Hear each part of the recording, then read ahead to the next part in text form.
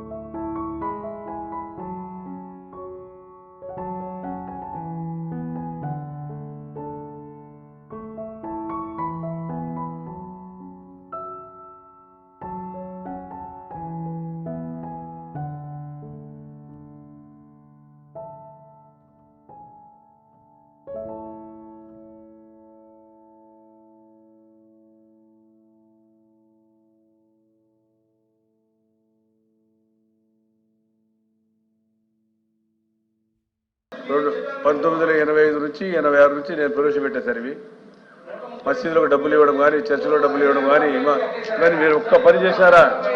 అప్పులు సార్, ఇప్పుడు అప్పులు ఉన్నాయి. 1,35,000 అప్పులు ఉన్నాయి. ఇచ్చారు అప్పులు ఇచ్చారు సార్. కాబట్టి మీరు అడిగినారు, గతంలో పాపం హత్యపోయిన వ్యక్తులు మనకు ఇవ్వాలి సార్, అది ఇవ్వాలా, ఇస్తారు తప్పకుండా.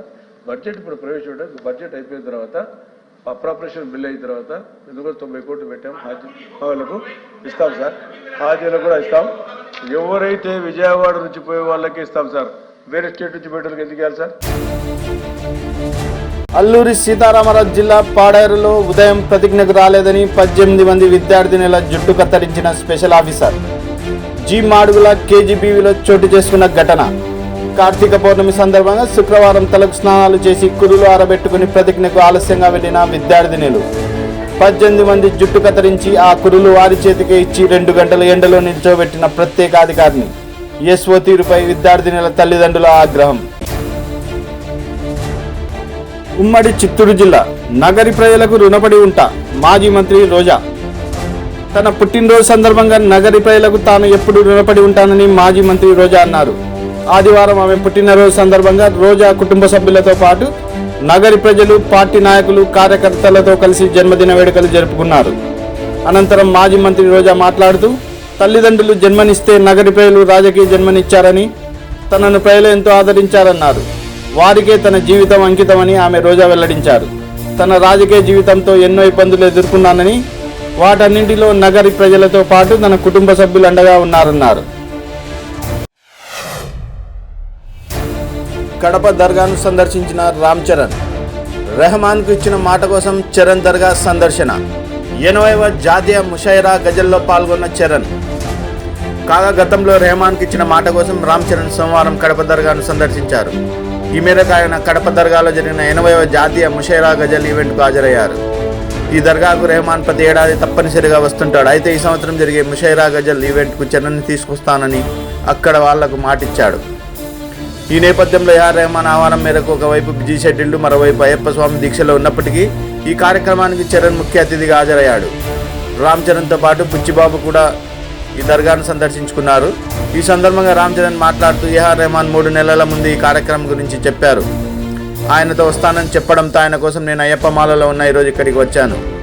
కడప దర్గాతో నాకెంతో అనుభవం ఉంది. ఈ దర్గా రుణం తీర్చుకోలేనిది. ఎందుకంటే నా కెరీర్లో అతి ముఖ్యమైన సినిమాగా భావించే మగధీర సినిమా విడుదలకు ముందు రోజు నేను ఈ దర్గాకు వచ్చాను. ఈ సినిమా ఎంతటి ఘన విజయం సాధించి నా కెరీర్కు ఎంత టర్నింగ్ పాయింట్గా నిలిచిందో తెలిసిందే.